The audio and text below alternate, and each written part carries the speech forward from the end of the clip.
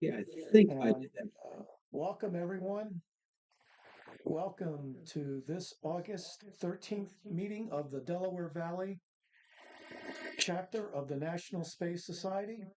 I'm your host, Nick Mellis, and pretty soon we're going to have our guest speaker tonight, Colin Lenox, give us a talk on bioreactors and how they're going to be applied to outer space. And we'll get the lowdown on that. Welcome, Colin. Thank you, Nick. Yeah, pleasure to be here. And so, yeah, my name's Colin Lenox. We'll wait just maybe another moment or two here. Maybe we'll just do some random space talk for a few moments, see if anybody else pops in. And then I'll be talking about wetlands in space. The title there in that paper looks kind of daunting, but it's just wetlands. That's mostly, well, pretty much entirely what we'll be talking about tonight. Or, gonna do about 20 minutes and then 10 minutes of hi Earl. Thank you Hey, for joining I me. found the path in. Hey, great. Yeah. Welcome, Yeah, so Earl. more minutes. And we're broadcasting live over Facebook, YouTube, and Twitch. Oh, nice. So this is also being recorded locally on Google Meet. So there'll be more than enough copies for everyone. But no, I just want to, stretch this out as far as possible, get more people interested in science, and in particular, have them come on to this meeting and join us. But otherwise, um, we are live and we're just waiting for a few more folks to show up. And I'll unmute you, Earl. We can say hello. 1 second. Let me go to Earl. Oops. Hello. Oh, okay, there you are, Earl. Good. Okay, and of course the phone rings. Oh, So we'll just wait a bit and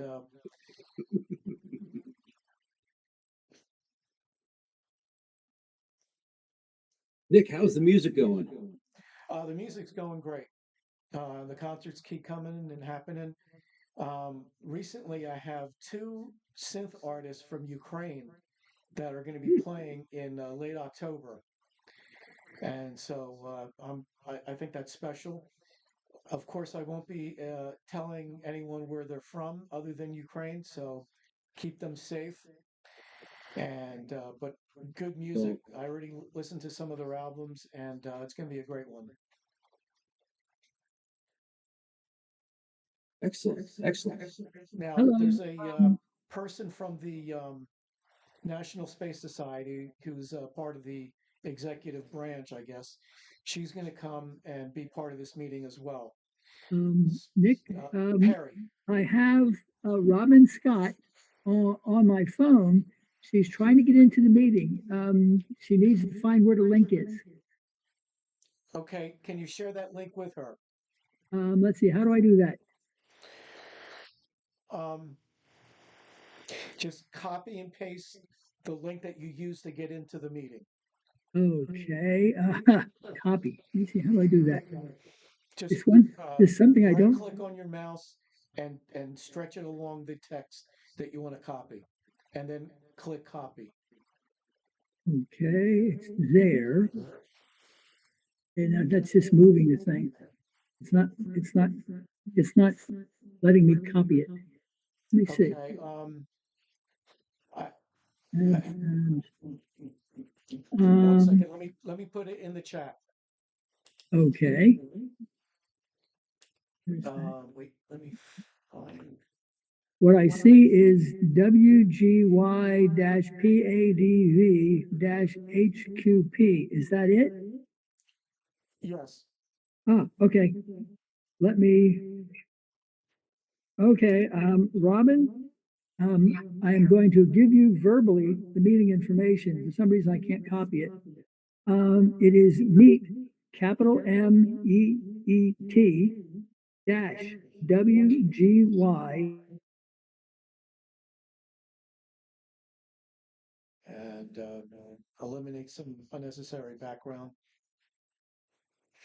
So, for those who are watching this on the stream, we meet on the second Thursday of every month at this time, 7 o'clock. If you know of anyone in the space related industries, professor, scientist, uh, entrepreneur like tonight, please forward them to us and allow us to have them come and do a talk about what their specialty is. I would really like to have a astrophotography exhibition as well. So everyone takes pictures differently, so we can have as many astrophotographers as we want. All right, let me unmute Earl there, or Earl's got to do it himself.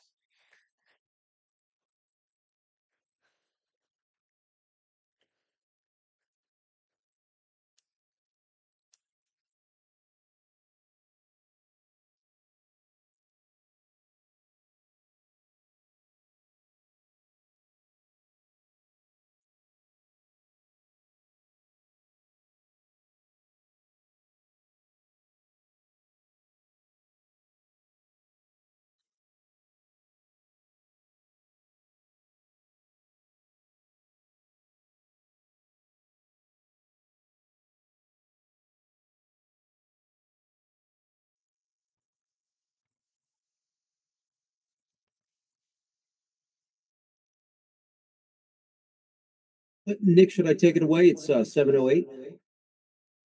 What's that, Colin? Should I take it away? It is 7:08, and if there's anybody out there on the street. Yeah, since it's being recorded, why don't you go ahead and start your presentation? Okay, great.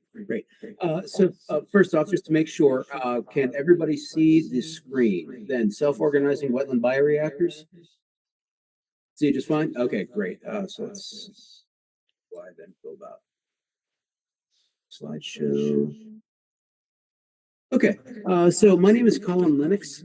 I've been the CEO of Eco Islands LLC for 16 years since I started it after college. And what we do is we build wetlands in a box. So this is going to be a talk about wetlands and how wetlands can be used in regolith and atmospheric processing, ultimately in space. This was originally presented for the International Mine Water Association's at the West Virginia Task Force, AMD Task Force in Charleston. Was it West Virginia? Morgantown, excuse me, Morgantown, West Virginia, in 2023, right in around there.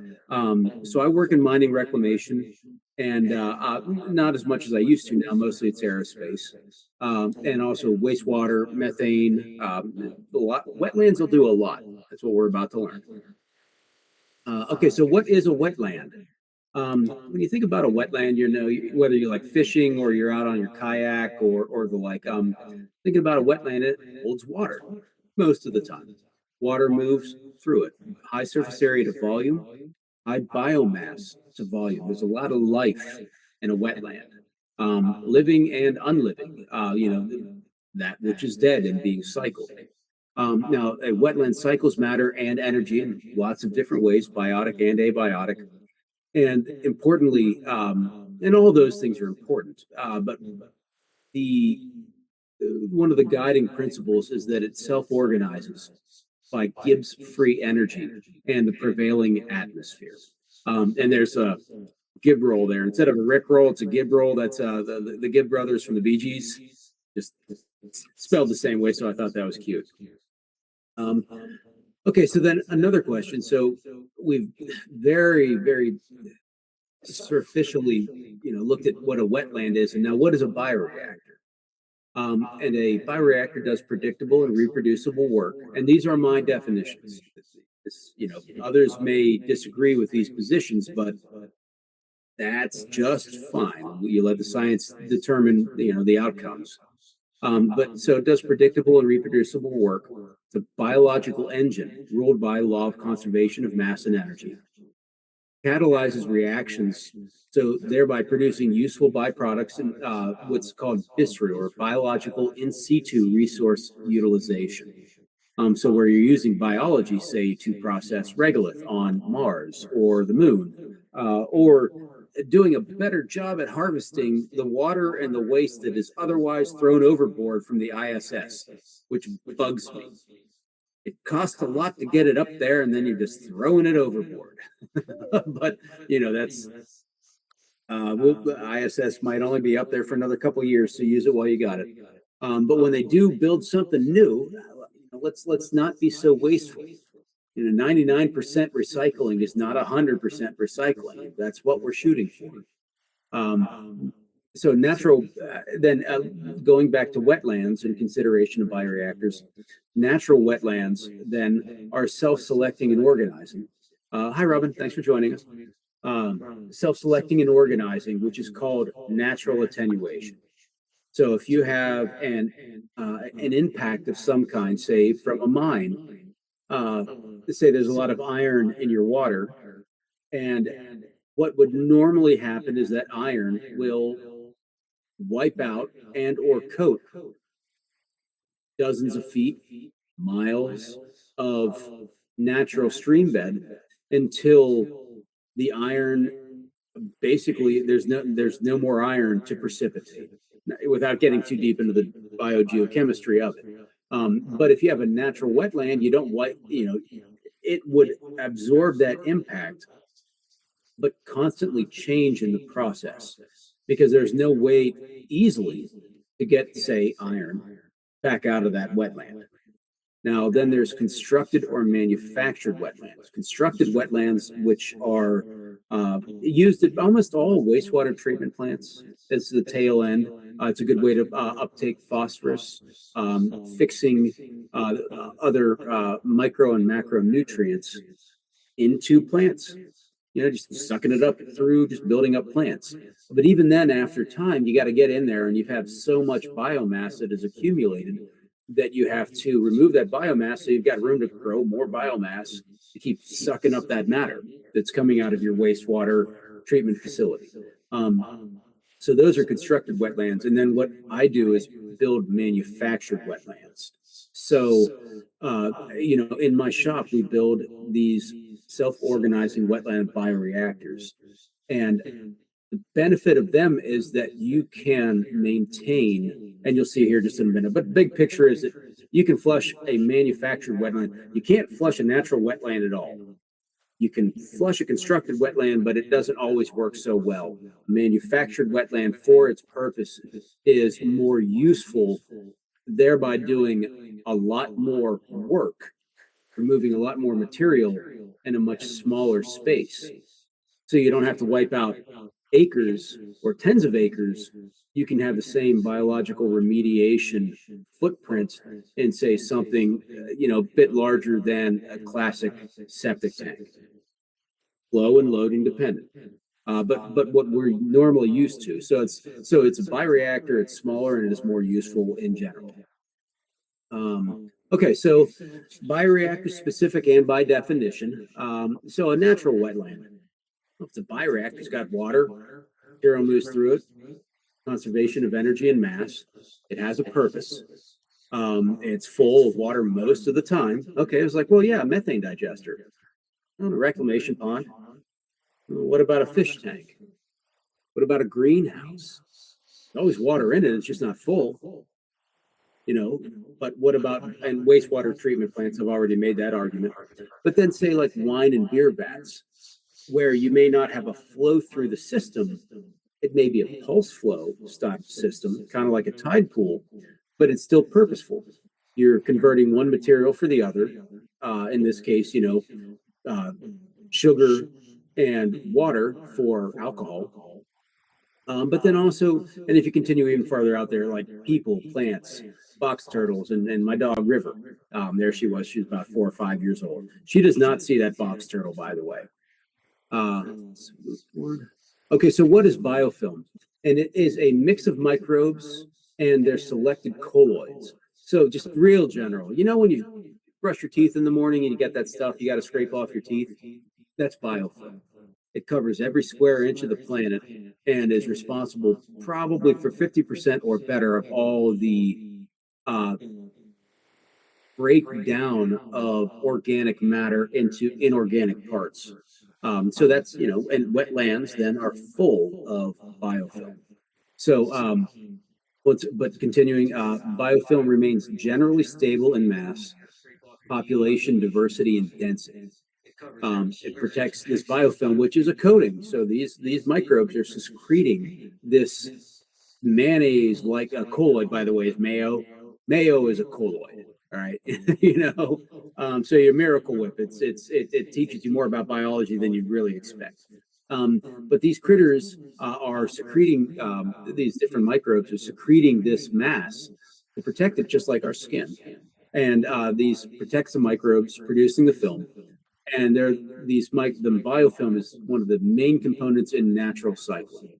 It's a media for chemical signaling between the microbes, structural support, refuge, desiccation, protection, and hosts what are called complex redox reactions. We'll get too deep into that. So there's a couple. So I'm also I'm an ecologist essentially. So I'm not going to get too deep into trophism right now, but just know that, you know, there's a 10-to-1 loss from the sun to the plant, another 10-to-1 loss from the plant to the person or the cow or whatever's eating it. And so it's logarithmic, and that's just something to keep in the back of your head. But we won't go into that too much right now. We're only doing like 20 minutes or so, and then 10 minutes of a Q&A. Those are notes for myself for later on. But that 10-to-1 is not a hard and fast rule. And it can be a lot better than that, because 10-to-1 sucks. You know, that's not a lot of transfer of actually building cell mass for whatever you eat. But under different conditions, when microbes are on top of one another, essentially, you know, and one is producing the metabolites responsible for the next one's continued survival. They're right next to each other. There's a direct transfer in some cases of those metabolites, whether they be nutrients or, you know, is one algae and the other one some kind of an algivore that is directly eating that algae. You know, it's doesn't always have to be 10-to-1. Sometimes it can be better. That's all you really need to know about the last one. And so this is the redox ladder. So I want you all just to think about a battery. Now, a classic D-cell battery is 1.5 volts, right? You know, you've got your 9-volt batteries. You got those old big fat 6-volt batteries from back in the day when we were kids. And microbiology is also the transfer of matter and energy. And in this case, in a battery, you have matter moving back and forth, electrons being bypassed, creating a current, and the voltage is dependent on the electronegativity of those two substances. In a classic battery, you know, which is called now, like the ones you think about, like they're alkaline batteries. So you got to, sorry, now I'm going too deep into battery. But the important thing to know is that those same principles are also relevant to biology, and in fact, like it's the same thing. It's all electron transfer, whether it's biochemical or through a copper wire. It's all electrochemical. And people, then in general, human beings, anything that is aerobic, which requires oxygen for breathing to get rid of waste gas, carbon dioxide, and using food, which is our source of our carbon and our energy. So we've got these big walking bodies because we're an incredibly, and you know, squirrels, I don't care, any multicellular organism. Colin, you have some of that between the inside of a cell and the outside. And get across that barrier, you have a differential potential, is what you're talking about, I think. Yeah, yep, biphospholipid layer, absolutely, yeah, and which is classic osmosis versus diffusion. And so, and thank you for bringing that up, Earl. That kind of tells me where you're at. All right, like good. I got somebody's got me. I've got two screens going on, by the way. That's why I'm kind of pointing over here and reading off my cards over here. But so in a Winogradsky column here, I'm just jumping forward one. Okay, that's a Winogradsky column. Sergei Winogradsky was born in 1880s, something or other, and most of his best work was in the early 1900s. And this dude figured out the nitrogen cycle. That's how important he is. And he figured out that, hey, if you take a glass column and you throw a bunch of muck into it, it will self-organize. And it'll self-organize based off of the prevailing atmosphere, which is an open atmosphere at the top because you leave it open.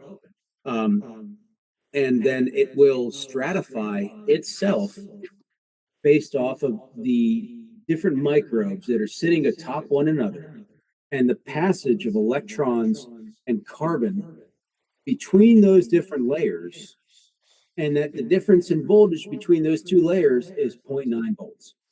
So if you have a long piece of copper wire, you just strip the ends off either one, just the ends, and you put one at the top, one at the bottom, and then you connect it to a potentiometer or a voltmeter, and you'll have about 0.9 volts.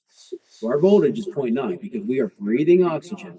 I have a question. Is it 0.9 volts or 0.9 millivolts? Volts.